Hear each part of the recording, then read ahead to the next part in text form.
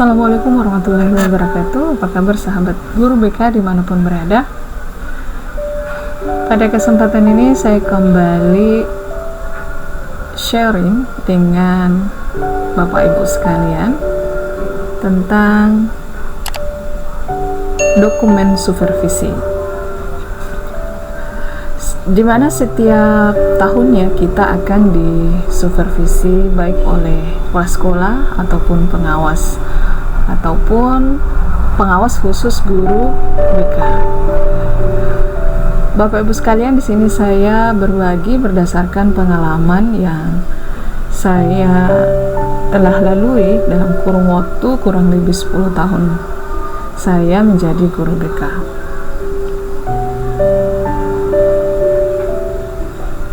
Tentu Bapak Ibu sekalian, di sini saya tidak bermaksud untuk mengajari, hanya sharing saja tentang dokumen-dokumen yang perlu disiapkan pada saat kita akan disupervisi. Nah, jika Bapak Ibu guru BK sekalian memiliki dokumen-dokumen yang mungkin berbeda dari apa yang saya sajikan melalui video ini, Bapak Ibu boleh berbagi juga dengan saya. Mungkin linknya boleh dicantumkan di kolom komentar. Baik Bapak Ibu sekalian, apa saja sih yang saya siapkan ketika saya akan disupervisi? Ya, dokumen-dokumen yang saya siapkan itu ya diantaranya yang pertama jurnal harian, yang kedua laporan mingguan, ketiga laporan pelaksanaan konseling individu, keempat daftar peserta BK kelompok, kelima catatan anekdot, keenam catatan konferensi kasus, ketujuh program tahunan BK, kedelapan rencana pelaksanaan layanan, kesembilan laporan pelaksanaan BK. Di sini kita paparkan satu persatu. Yang pertama jurnal harian. Jurnal harian kegiatan BK SMP Negeri. Karena saya di SMP Negeri 6 Tugu Sendana, jadi saya bisa tuliskan SMP Negeri 6 Tugu Sendana, Kabupaten Majene, Provinsi Sulawesi Barat. Ini adalah contoh format. Saya membuatnya dalam bentuk tabel yang terdiri dari beberapa tabel. Yang pertama nomor, tanggal kegiatan, sasaran kegiatan, kegiatan layanan, hasil yang dicapai. Di sini saya cantumkan contoh, misalnya tanggal kegiatan itu 4 Desember tahun 2021. Sasaran kegiatan siswa kelas 7A. Kegiatan layanan klasikal dengan materi sosialisasi tata tertib dan tata krama sekolah. Jadi kegiatan layanan di sini kita boleh isi sesuai dengan apa yang kita lakukan pada hari tersebut.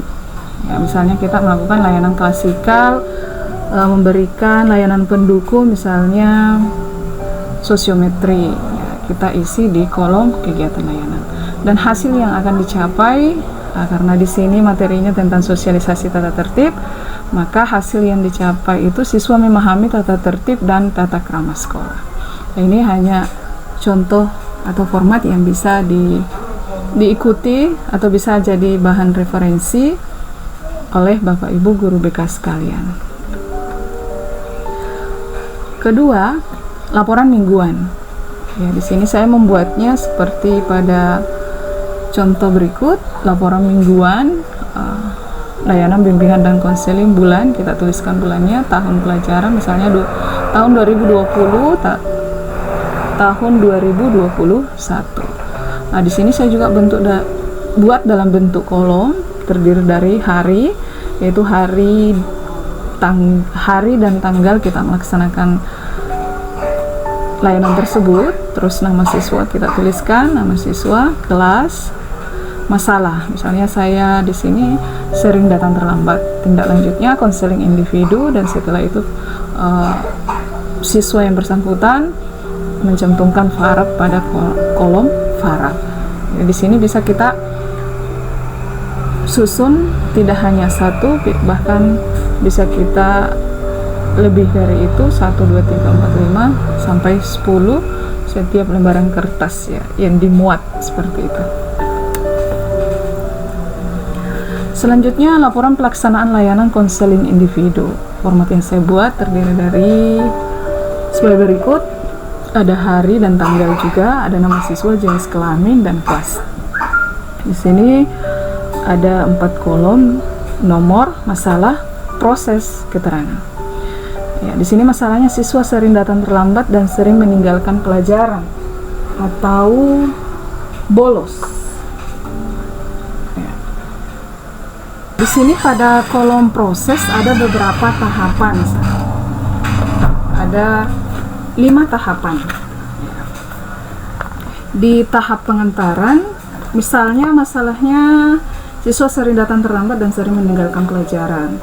Tahap pengentarannya itu konseli diberikan pemahaman atau diingatkan tentang kesepakatan sekolah yang sudah dibuat, atau diingatkan tentang tata tertib dan tata krama sekolah yang sudah kita buat atau sudah kita sosialisasikan terhadap siswa.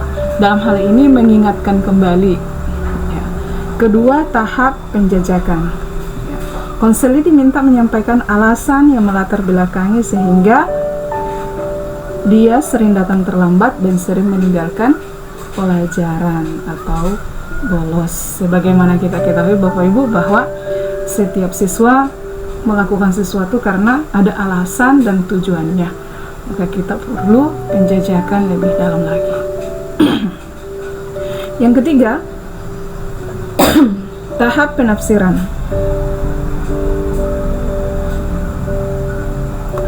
Berdasarkan apa yang disampaikan oleh siswa atau konseli pada saat penjajakan, maka pada tahap penafsiran boleh kita mengambil kesimpulan atau menafsirkan bahwa siswa melakukan hal itu karena misalnya kurang perhatian dari orang tua atau tidak merasa nyaman di kelas.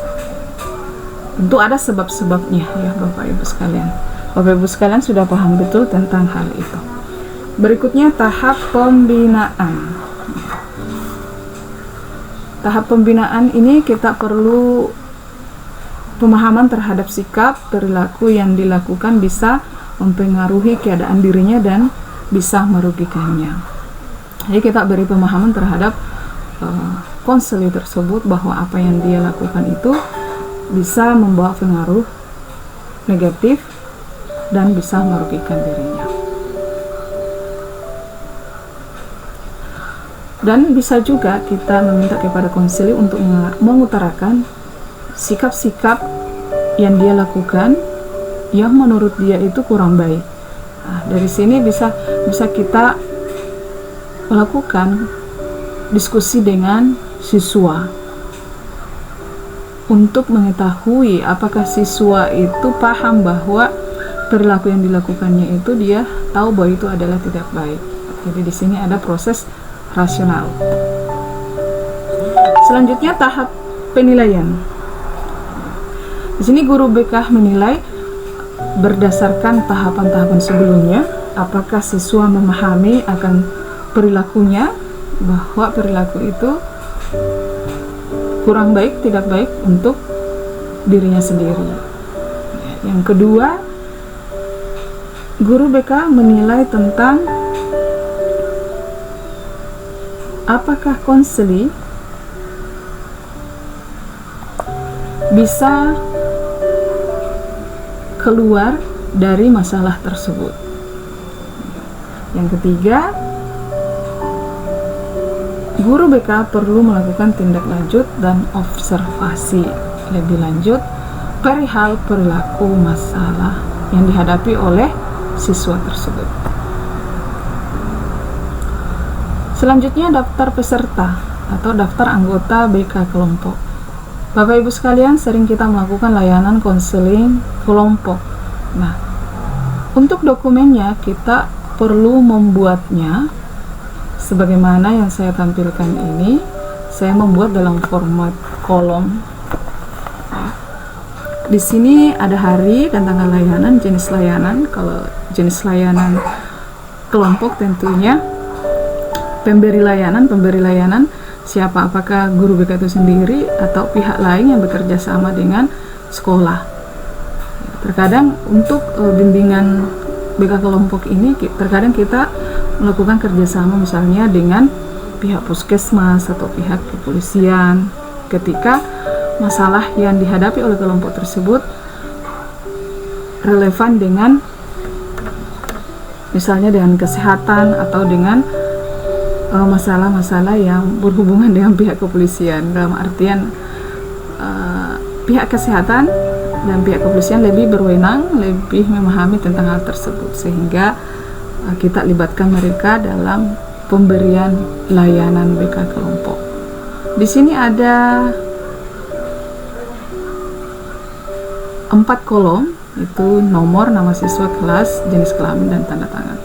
Jadi BK kelompok biasanya terdiri dari 5 sampai 8 atau paling banyak 10 orang. Jadi kita bisa tambah kolomnya ke bawah. Selanjutnya catatan anekdot. Ya, di catatan anekdot ini saya juga membuatnya dalam bentuk kolom tabel, ya, terdiri dari nomor, hari, tanggal, kelas, nama siswa, masalah, laporan dari, tindakan guru BK, tindak lanjut, dan paraf. Catatan anekdot ini merupakan catatan naratif singkat yang menjelaskan perilaku anak yang penting bagi guru terkait tumbuh kembang anak, di mana catatan anekdot ini menjabarkan apa yang terjadi secara faktual dan objektif, yang menjelaskan bagaimana terjadi, kapan dan di mana, dan apa yang dikatakan dan dilakukan oleh anak atau siswa tersebut. Jadi lebih terperinci daripada catatan. Ya, ini lebih sama juga dengan catatan harian. Ada juga yang membuatnya seperti itu. Ya.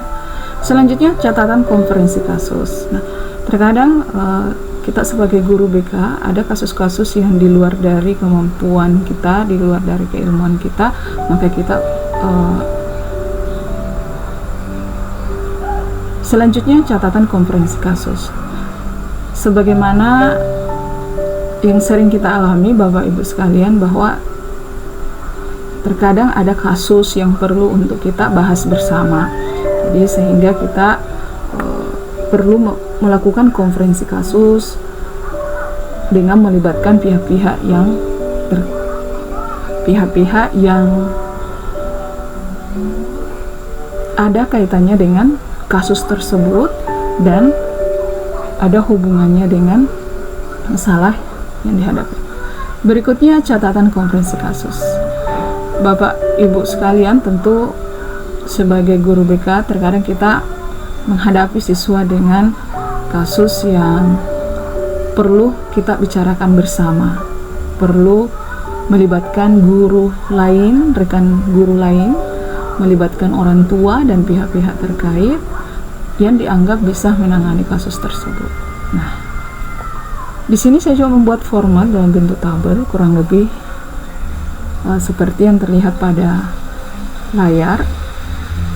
Di sini ada hari dan tanggal, nama siswa, kelas, dan masalah. Kita deskripsikan, gambarkan masalahnya itu apa di kolom ini. Terus pihak yang dilibatkan, misalnya kepala sekolah, guru, atau pihak lain yang ada kaitannya dengan kasus tersebut.